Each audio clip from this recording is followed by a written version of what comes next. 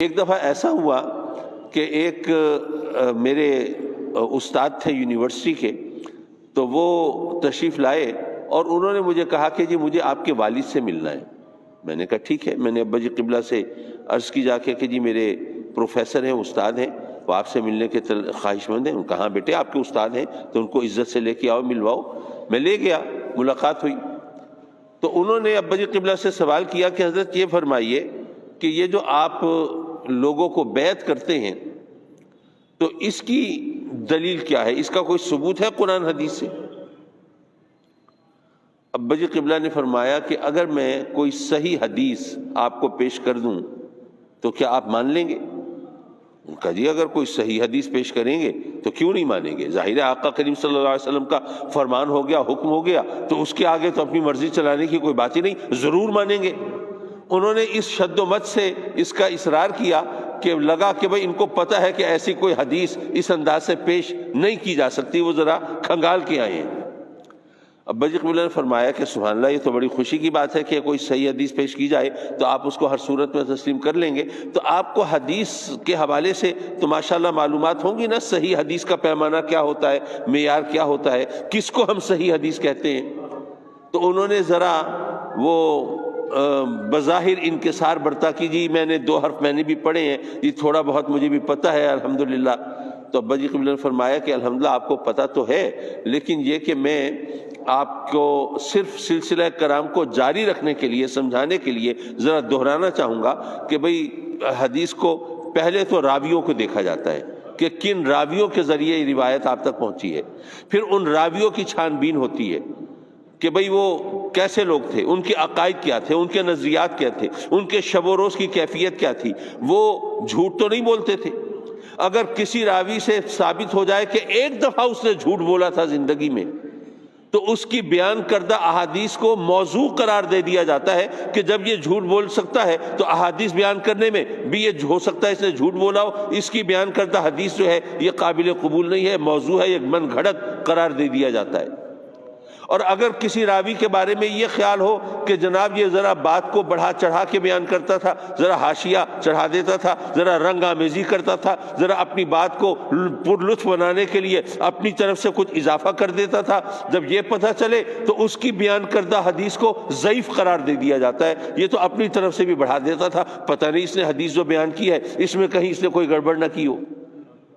اسی طرح راویوں کی چھان بین ہوتی ہے، اور اسماء الرجال یہ باقاعدہ ایک فن مقرر کیا گیا، یہ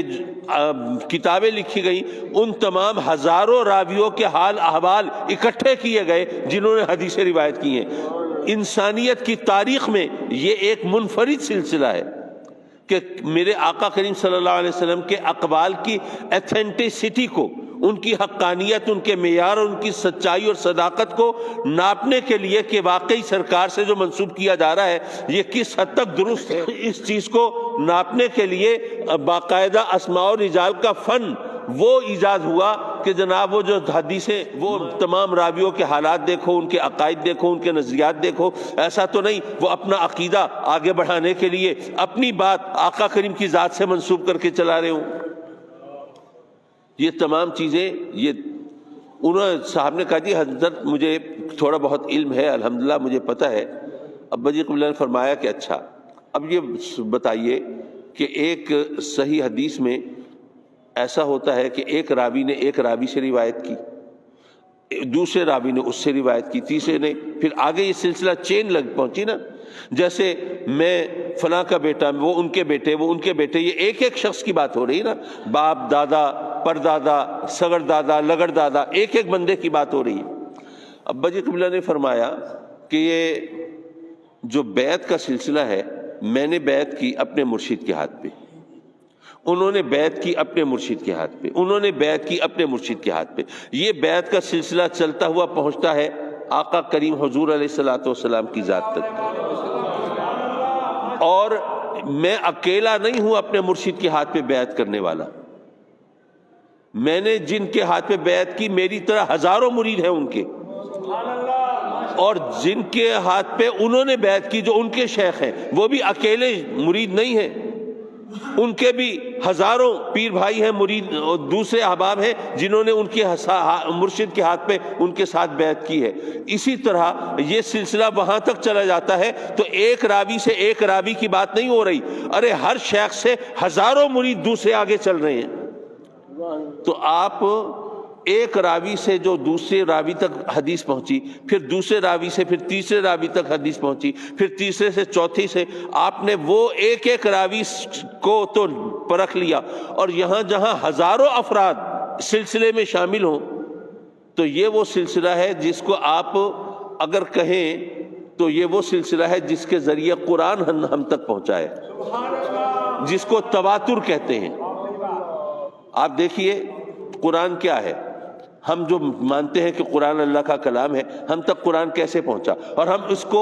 ہر شک اور شبہ سے بالاتر کیوں قرار دیتے ہیں؟ کوئی کافر جو ہے وہ چاہے اس کو اللہ کا کلام مانے یا نہ مانے، یہ تو مانتے ہیں نا کہ یہ وہی کتاب ہے جو آقا کریم صلی اللہ علیہ وسلم نے اپنے صحابہ کرام کو کلام الہی کے طور پر عطا فرمائی۔ کلام الہی ہے یا نہیں ہے یہ تو ان کے اس پر وہ بحث نہیں کرتے، یہ ہر ایک مانتا ہے یہ قرآن مجید جو ہمارے ہاتھ میں ہے یہ ایگزیکٹلی وہی ہے جو کہ آقا کریم صلی اللہ علیہ وسلم نے عطا فرمایا اپنے صحابیوں کو،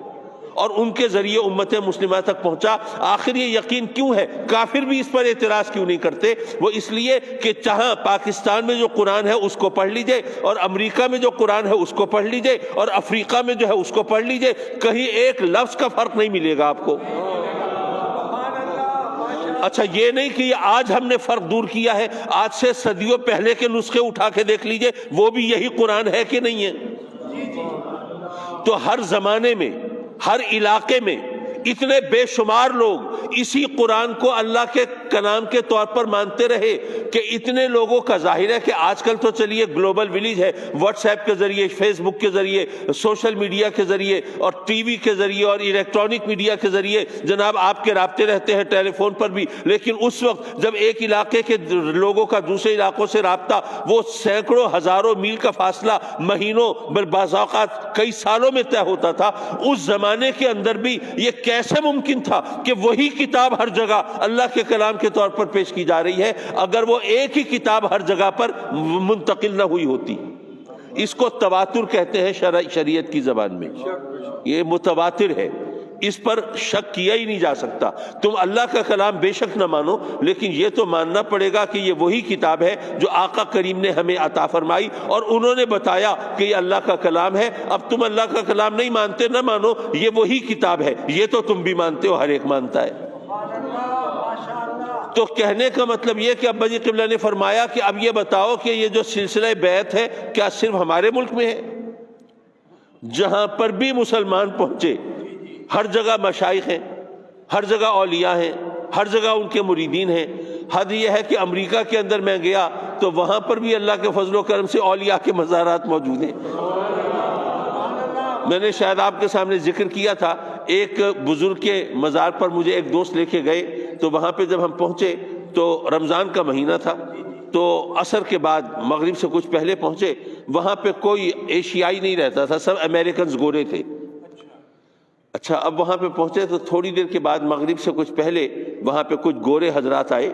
تو انہوں نے وہاں پہ مزار پہ کچھ صفائی وغیرہ کی۔ کچھ دیر کے بعد انہوں نے وہاں پہ دسترخوان وغیرہ بھی لگایا، اور پتہ چلا کہ جناب یہ جو گورے ہیں جو عربی نہیں جانتے، فارسی نہیں جانتے، اردو نہیں جانتے، مسلمانوں کی زبان نہیں جانتے، بس امریکنز ہیں، یہ مسلمان ہیں، اور ان کے آباء و اجداد ان بزرگ کی تبلیغ کے اثر میں وہ مسلمان ہوئے تھے، اور اب یہ رمضان میں افطاری کا انتظام کر رہے ہیں، اور پھر وہیں پر انہوں نے افطاری کا انتظام کیا۔ ہم تو 2 آدمی تھے، اجنبی تھے، صرف ہمارے لیے نہیں، وہ سب لوگ جو اس علاقے کے تھے وہ آئے، انہوں نے بیٹھ کر اکٹھی افطاری کی، اس اذان وغیرہ بھی ہوئی، ہم سب نے اکٹھے نماز بھی پڑھی۔ یہ کس کا فیض تھا؟ بے شک اللہ تو ہر جگہ ہے، لیکن اللہ کا چرچا وہاں ہوتا ہے جہاں اللہ والے پہنچتے ہیں۔ میں یہ عرض کر رہا تھا کہ یہ بیعت اور ارادت کا سلسلہ یہ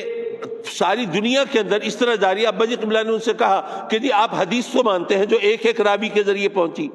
اور یہ سلسلہ بیعت یہ تو ہزاروں افراد ہر زمانے میں،